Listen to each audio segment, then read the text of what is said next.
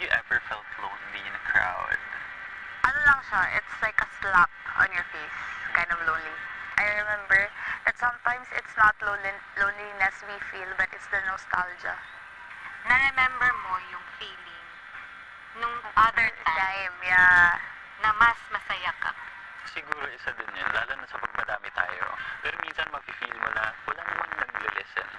Ba't walang deeper questions? Ba't walang... Parang nagko-converse tayo just to say something.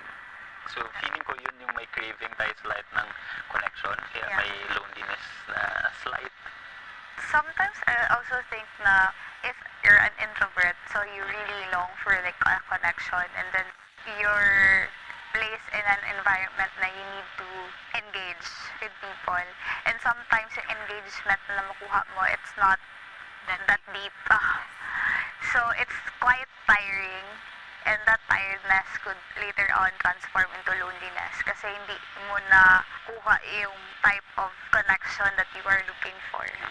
What's one thing na you want people to ask you more? It's probably very underrated, but the question of like, how are you today? How are you? Are you okay? Are you good?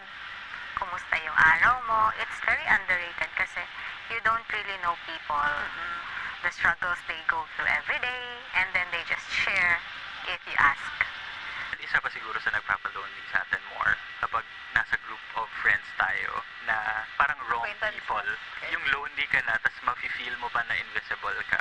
We had parang siguro a couple of experiences na alam mo yun, you're in a wrong crowd. Yeah. Tapos you don't have any choice, but you have to stay there for a while kasi siguro like, Probably my work, yeah, or like kasama mo yung set of people na hindi ka makalis.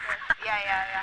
Sometimes, it could also be family or like, Minsan, no? So kung sino pa Diba? yung biological natin na family, nakaka-feel pa tayo ng ganun.